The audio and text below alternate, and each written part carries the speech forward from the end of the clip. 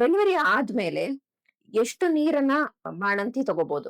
So delivery ಆದ್ಮೇಲೆ ಎಷ್ಟೊಂದು ಮನೆಗಳಲ್ಲಿ ಅವರು ಪೂರ್ತಿ ದಿನ ಬರೀ 1 ಲೋಟ ನೀರು, ಅರ್ಧ ಲೋಟ ನೀರು ಮಾತ್ರ ಕೊಡ್ತಾ ಇರ್ತಾರೆ ಬಾಣಂತಿಗೆ. ಸೊ ಅವ್ರು ನೀರ್ ತಗೊಳೋದ್ರಿಂದ ಮಗುಗೆ ಶೀತ ಆಗತ್ತೆ, ತಾಯಿಗೆ ಕಾಲೆಲ್ಲ ಊದ್ಕೊಳುತ್ತೆ ಅನ್ನೋದೆಲ್ಲ ತಪ್ಪು ಕಲ್ಪನೆ ಇರತ್ತೆ. ಸೊ ಈ ತರ ಮಾಡ್ಬಾರ್ದು. ಈ ತರ ಮಾಡ್ದಾಗ ಅವ್ರಿಗೆ ಕಾನ್ಸ್ಟಿಪೇಷನ್ ಅಂದ್ರೆ ಮಲಬದ್ಧತೆ ಆಗೋದು, ಮತ್ತೆ ಅವ್ರಿಗೆ ಪೈಲ್ಸ್ ಎಲ್ಲ ಬರೋದು, ಹಾಗೇನೆ ಅವ್ರಿಗೆ ಮೈಂಡ್ ತುಂಬಾ ಸ್ಟ್ರೆಸ್ ಆಗೋದು, ಜೀರ್ಣ ಶಕ್ತಿ ಇಂಪ್ರೂವ್ ತುಂಬಾನೇ ಕೆಟ್ಟದಾಗಿ ಜೀರ್ಣ ಶಕ್ತಿನ ಕೂಡ ಅದು ಹಾಳು ಮಾಡ್ಬೋದು. ಸೊ ನೀರನ್ನ ಸೇವಿಸೋದು ಡೆಲಿವರಿ ಆದ್ಮೇಲೆ ತುಂಬಾ ಮುಖ್ಯ.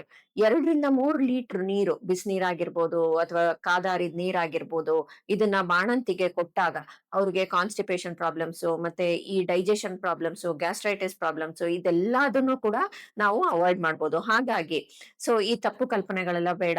ನೀರನ್ನು ಚೆನ್ನಾಗಿ ಕೊಟ್ಟಾಗ ಮಗು ಹೆಲ್ತ್ ಕೂಡ ಚೆನ್ನಾಗಿರತ್ತೆ. ಯಾಕಂದ್ರೆ ಹಾಲಿನ ಅಂಶ ಇಂಪ್ರೂವ್‌ಮೆಂಟ್ ಆಗತ್ತೆ. ಮತ್ತೆ ಹಾಲು ಚೆನ್ನಾಗಿ ಬಂದಾಗ ಮಗು ಕೂಡ ಸಮಾಧಾನವಾಗಿ ಇರಬಹುದು.